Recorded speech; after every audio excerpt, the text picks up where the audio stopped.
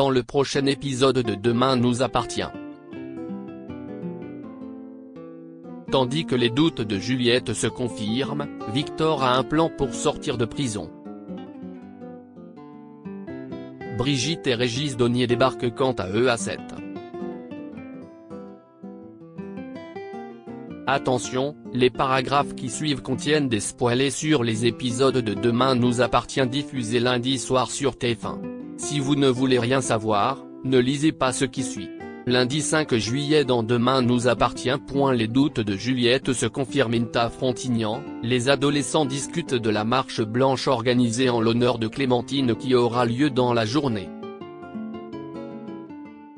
Comme Ben refuse d'aller en cours car tout le monde le juge, Sacha lui ordonne de s'y rendre. Au poste, Georges est parvenu à remonter la trace des autres bijoux de Vinciane en plus de la montre. Convaincu que Sacha et Cédric Labadie se connaissent depuis un certain temps, il convoque Juliette. Malheureusement, la mère de famille ne semble pas connaître le fugitif. Lorsque Karim lui montre la paire de baskets du meurtrier de Clémentine, Juliette semble hésiter quelques secondes mais certifie ensuite que son mari n'a pas ce modèle à la maison. Si elle défend corps et âme l'homme qui partage sa vie, Martin affirme quant à lui que Sacha est un assassin qui n'a pas hésité à tuer 3 femmes de sang-froid. Comme c'est un homme dangereux, le commandant Constant lui recommande de faire attention en précisant qu'avec ses enfants, ils sont peut-être en danger. Pendant ce temps, Labadie a passé la nuit dans le garage de Sacha. Afin d'éviter que la police lui mette sur le dos un meurtre qu'il n'a pas commis, Labadie somme Sacha de le conduire en Espagne où il pourra se procurer de faux papiers. Sans attendre, les deux hommes prennent la route et espèrent atteindre la frontière dans les 2 heures. À quelques kilomètres de là, la marche blanche en l'honneur de Clémentine est sur le point de débuter. Avant de commencer, Garance et Olivier remercient les personnes présentes d'être venues rendre un dernier hommage à la défunte mais également de leur avoir apporté leur soutien. Au même moment, Sacha passe devant le lycée en voiture. En voyant les marcheurs, il essaie de faire rapidement demi-tour car Labadie est caché dans son coffre mais un véhicule lui bloque l'accès. Garance, qui l'a reconnu, le présente à l'Assemblée comme le meurtrier de sa mère. Tandis que les lycéens le prennent pour cible, Karim et Sarah, présents pour escorter le cortège, interviennent avant que la situation ne dégénère. Plus tard, Sacha dépose Labadie à proximité de la frontière espagnole. Dans la mesure où cela fait plus de 30 ans qu'ils se connaissent, Cédric voudrait savoir s'il a réellement tué ces 3 femmes mais Sacha jure que non. Persuadé que la police ne le lâchera pas, il lui conseille de quitter la France au plus vite. Sacha hésite donc à passer la frontière mais reçoit un appel de Solène qui lui montre avec joie qu'elle arrive désormais à bouger ses orteils. Et d'ajouter qu'elle est pressée de rentrer pour courir sur la place avec lui. Fous de bonheur, ils font en larmes. En parallèle, Juliette a fouillé toutes les armoires de sa maison à la recherche de la fameuse paire de baskets. En vain. Cependant, elle est loin d'être au bout de ses surprises. Non content de les voir peu après aux pieds de son fils, ce dernier lui confirme qu'elles appartiennent bien à son père. Juliette semble accuser le coup. Victor a un plan pour sortir de prison afin de trouver une solution pour aider son fils. Victor sait qu'il n'a pas d'autre choix que de prendre les choses en main. Pour ce faire, il remet une carte SD à Timothée qu'il devra consulter une fois chez eux et certifie que ce n'est qu'une question de jours avant qu'ils ne soient réunis. En lançant la vidéo, l'adolescent découvre le plan de son père pour sortir de prison. Ainsi, Victor a l'intention de faire croire au personnel pénitentiaire ainsi qu'au juge qu'il est malade afin d'être transféré à l'hôpital. Et quand il sera sur place, Timothée devra lui apporter un médicament bien spécifique. Brigitte et Régis Donnier débarquent à 7. Brigitte et Régis Donnier débarquent à 7 où ils retrouvent avec bonheur leur fille Bénédicte.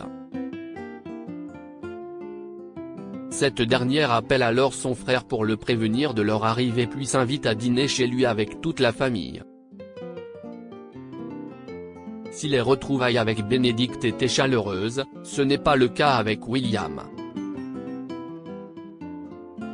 En effet, Brigitte reproche immédiatement à son fils d'avoir prévu un barbecue pour le dîner en sachant que sa sœur est végétarienne. Au cours du repas, Dorian questionne ses grands-parents sur la jeunesse de sa mère.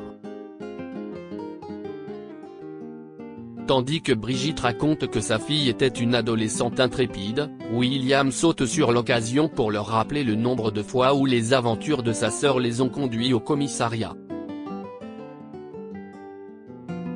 Et lorsque ses parents se remémorent avec humour que le médecin avait demandé le jour de ses 14 ans que toute la famille lui foute la paix, William rétorque qu'ils n'ont pas eu à faire beaucoup d'efforts pour y parvenir et qu'il a été négligé par ses parents. Au moment où William se lève de table pour récupérer une bouteille de vin, Étienne le suit et lui fait remarquer que l'on a toujours le choix dans la vie. Si les réunions de famille sont une contrainte sociale pour lui, Étienne estime qu'il faut savoir faire passer ses désirs avant ceux des autres et que ce n'est pas pour autant que son entourage l'aimera moins. Dans l'épisode 962 de Demain nous appartient. Tandis que Sacha avoue la vérité à Juliette, Judith est perdue. Dans le même temps, Dorian veut s'installer à 7. Sacha avoue la vérité à Juliette au spoon, Juliette fait part à Tristan de ses doutes concernant Sacha. Depuis qu'elle a retrouvé la paire de baskets que la police recherche depuis des jours, il ne fait plus aucun doute pour elle que son compagnon a tué Clémentine. Tandis que la mère de famille se demande comment elle a pu se tromper à ce point, Tristan accuse le coup lui aussi. Perdu, ce dernier pense que la seule solution est d'en parler directement à Sacha dans l'espoir qu'il se rende à la police. Sur les conseils de son beau-frère, Juliette rentre à Frontignan et confronte Sacha en lui montrant la paire de chaussures. Comme il lui ment effrontément, Juliette exige qu'il dise la vérité au moins une fois dans sa vie. Dos au mur, le coach passe aux aveux. Selon lui, Clémentine serait devenue complètement hystérique en découvrant sa double vie et aurait même juré de détruire ses deux familles. La professeure de sport se serait ensuite mise à le frapper en répétant qu'elle allait les faire souffrir jusqu'à ce que tout le monde lui tourne le dos. Sacha explique alors avoir perdu le contrôle mais jure qu'il ne lui aurait jamais fait de mal si elle ne l'avait pas poussé à bout. Concernant ses deux autres victimes, il prétend que Vinciane et Julie étaient au courant pour Clémentine et qu'elle voulait le faire chanter. Paniqué, il reconnaît les avoir tués par accident. Alors que Juliette veut savoir pourquoi il ne s'est dénoncé à la police, Sacha répond qu'il y a beaucoup réfléchi mais qu'il n'y est pas parvenu car il souhaitait rester auprès de sa famille. Après avoir admis être malade, il s'engage à aller voir un psy, persuadé qu'ils pourront mettre toute cette histoire derrière eux. Lorsque Juliette le supplie de se rendre aux autorités, Sacha parvient à la convaincre de lui accorder une dernière soirée en famille avant de finir ses jours en prison. À des milliers de kilomètres de là, Solène apprend la mort de Clémentine sur les réseaux sociaux. En peureur, la jeune femme contacte immédiatement son frère et lui reproche de lui avoir caché la vérité. Une fois qu'il lui a présenté ses excuses, Ben assure avoir menti pour la préserver. Tandis qu'elle désire revenir en France pour soutenir les siens, Ben la supplie de se concentrer sur sa rééducation en précisant que c'est ce que Clémentine aurait voulu. En fin de journée, les couturiers et les Girard dînent en famille quand Sacha prend la parole pour dire à ses enfants combien il les aime.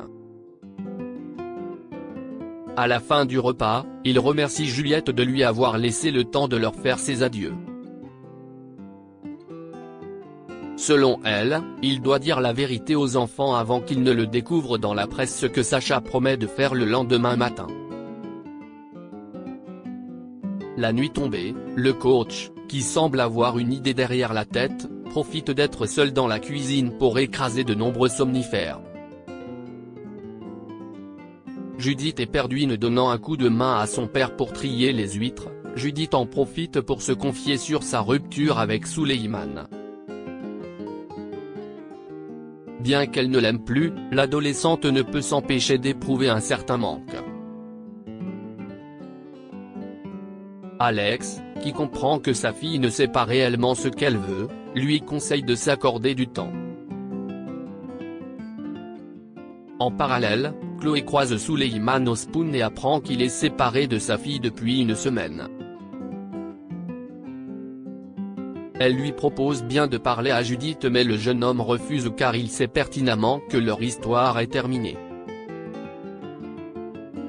De son côté, Noah se rend au mas, ce qui ne plaît pas à Jeanne, qui n'aime pas voir un yacht tourner autour de sa petite fille. Peu après, il invite Judith à se joindre à lui pour une balade au bord de l'étang. Lors de leur promenade, la fille d'Elcourt lui parle de sa rupture avec Souleymane et lui dit combien c'est dur à encaisser. Comme il a vécu la même chose il y a peu, Noah affirme que cela finira par passer.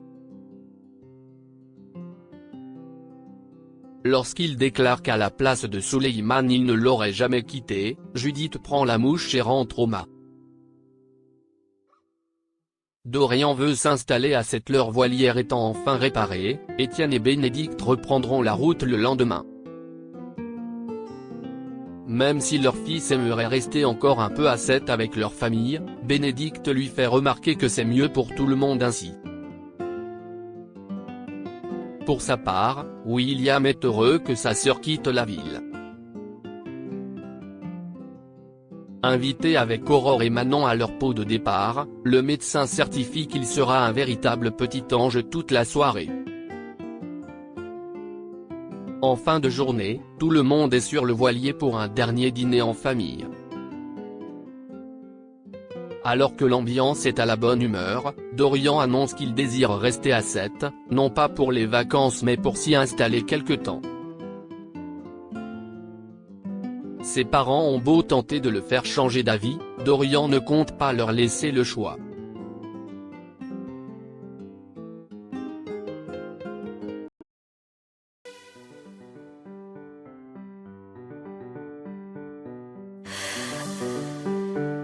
The